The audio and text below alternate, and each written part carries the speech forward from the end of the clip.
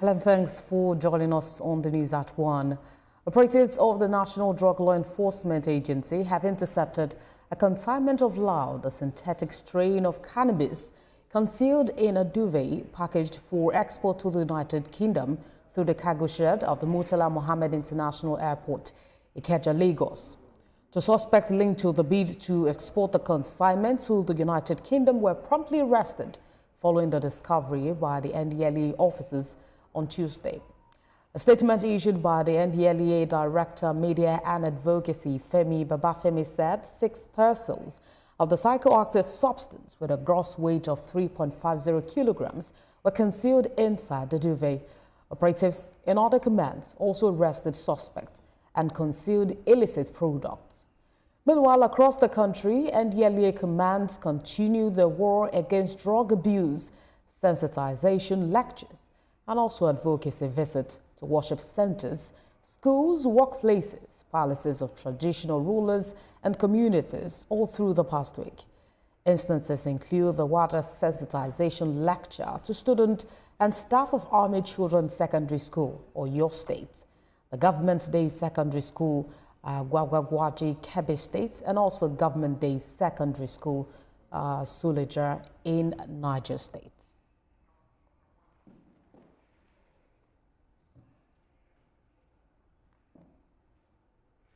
And to Borno State, where the European Union has announced a new 63 billion naira intervention project, which would focus mainly on social protection for internally displaced persons and other vulnerable groups in the state. EU's ambassador to Nigeria disclosed this when he paid a visit to the governor of Borno State, Babagana Zulum. Senior reporter Jesse Tafida has details. The European ambassador to Nigeria, Gater Magnat, was in Maiduguri, the Borno State capital, to check out conditions of IDPs and vulnerable persons who are survivors of the 13-year insurgency. Borno State Governor Babagana Zulum took the team on a tour to Mona Vocational Center and the Second Chance School, where vulnerable youths, women and girls are being trained in various skills. The governor notes that his administration has prioritized catering the needs of IDPs, particularly in areas of food, security, education, and resettlement. He disclosed that the vocational center offers both soft and hard skills training. $200,000, $300,000 for skill acquisition centers. I don't think what it can do. We have 5 of these centers in Borno State, in addition to about how many? 9 smaller ones. And then 2 second chance. So 11 plus 5, and then 5 technical colleges. So you can see the magnitude. The EU's ambassador to Nigeria lauds resilience of the people of Borno and the leadership style of Governor Zulum in overcoming numerous challenges faced by the state. Well, I'm really applauding this wonderful achievement. It's one example of many centers which have been built by the state government under the guidance of Governor Zulum and his vision. Vocational training is clearly something that young people in this state need. And this is something also we are very much experienced in Europe about, especially in Germany, and our German colleagues are accompanying us in this mission. The magnitude of this institute is really impressive, and we were happy in case we are invited to have a closer look and see whether we can expand programs also to this part of Nigeria. I think it's very promising as a stage after humanitarian work. With this move by European Union to the Borno State government, it is expected that the project will serve as a beacon of hope, especially for women and girls who are survivors of the 13-year insurgency. Jesse Tafida, TVC News, Maiduguri. And in other news, an advocacy and non-governmental organization, Citizens Network for Peace and Development, has rejected the state governor's value-added tax proposal sharing formula. Addressing newsmen in the nation's capital, the group says the proposition allocates 50% equity, 30% based on derivation, and 20% based on population, which is unacceptable. Senior reporter Habida Lawal has more details. The federal government's idea of the tax reform bill is meant to provide an opportunity for a fairer wealth redistribution, allowing government to prioritize the welfare of the underprivileged. We are here to tell the world. Citizens Network for Peace and Development, an advocacy organization, says the beauty of the tax reform bill lies in making richer individuals and entities contribute more. State governors recently adopted certain parts of the bill and made amendments to some aspects. The bill represents national interest and must not be reduced to divisive political or regional sentiments. It must be guided in our unity and diversity and strengthen the fact that what affects one Nigerian affects every other person. We wish to commend Mr. President and Commander-in-Chief of the Federal Republic of Nigeria, Senator Ahmed Bola Tinubu, and his economic team for conceiving this idea. The tax reform bill, if passed into law and implemented with the right focus and fairness, has the potential to be a cornerstone for poverty alleviation and just economic redistribution in Nigeria. They are calling on the National Assembly to uphold the pro-poor agenda and prioritize the interests of the common man and allow lawmaking process prevail on the bill. Given its pro-poor orientation, they are advocating for a speedy passage of the tax reform bill to allow for its quick implementation. Habida Lawal, TVC News, Abuja. Now let's turn our attention to education matters, as the Federal University Gusau is appealing to the federal government not to scrap the Tertiary Education Trust Fund. The university says the scheme plays a very important role in the development of education, especially research, innovation, infrastructure, and other critical areas. Theophilus Darafai reports. Research in Nigerian universities is important as it contributes to knowledge acquisition, development of skills, and economic growth of the country.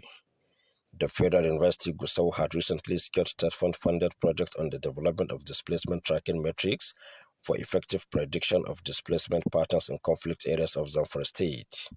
However, Zamfara is one of the states battling with security challenges for many years.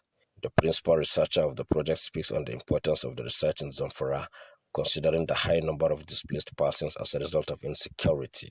We try to develop a displacement tracking matrix, a tool that will allow us make predictions on in the future displacements of our communities, as well as to document history. History is a very important component of life of any society.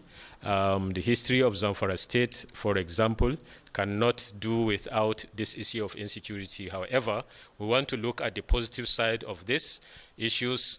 From our findings, for example, we have seen how people develop resilience, and these are some of the outcomes that we want to encourage our people so that after this conflict, people should learn to do things better. The Vice Chancellor of the Federal University Gusau, Professor Maazu Abubakar, is appealing to the federal government not to scrap the Tertiary Education Trust Fund. Represented by Dr. Lawal Saadu, the Deputy Vice Chancellor Administration, the VC emphasized the crucial role TED Fund plays in supporting research, innovation and infrastructural development in Nigerian universities. To scrap TED Fund is not a good idea to all of us in the academia, because this is one of the fruits of the TED Fund. Staff go into different research, make their findings that will benefit the generality of the masses and the entire populace of the country. So I want to call on the leadership of the country to ensure sustaining the TED Fund or funding it more, not scrapping it. And one of the cardinal objectives of establishing universities like Federal University Gusau is to help the communities in solving our problems. And this is just one of the very many ways we as researchers, as members of academia, can contribute. The dissemination meeting on the development of displacement tracking metrics for effective prediction of displacement patterns in conflict areas of Zamfara State is aimed at sharing the research outcomes with academic staff, postgraduate students, and other stakeholders within the university and the wider community. Theophilus Darafai, TVC News Gusau. Meanwhile, the Nigerian government has been asked to be transparent, visionary, and also facilitate the nation's development. Development economist and administrator Tunde Fanimoku made this call while delivering the 2025 Distinguished Personality Lecture of the Lagos State University with the theme, The Practicability of Incorruptibility Under a Democratic Dispensation, Bridging a Good Leadership, a case study of Alhaji Lateef Jakande in Lagos State between 1979 to 1983. Tunde Fanimoku, who described the challenges affecting Nigeria's endemic with corruption, chief among them, urged the leaders to adopt the leadership model of late Lateef Jakande. He also mentioned that Nigeria loses about $18 billion yearly to corrupt practices, hence the need to act now. The Vice-Chancellor of LASO, Professor Ibiyemi Olatunji Bello, hailed the late Jakande for running an administration that was committed to social justice, infrastructure, development and educational reforms, which led to the establishment of Lagos State University in 1983. That Jakande should never ever be investigated again, because almost everything he did it with exemplary character. He did it on integrity. He did it on so many things. As of today, if my planning committee is right, as according to the report presented to me by Princess, I'm committing a total of 18 billion naira to that.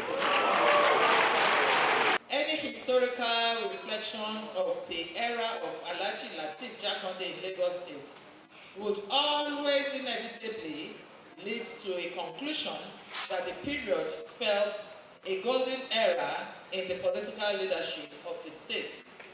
The development of infrastructure and educational reform, which engendered the establishment of our university, Lagos State University, in 1983. How can we replicate Jakande's leadership? How can we replicate this model in modern governance? What lessons can we learn? And how can citizens advocate for governance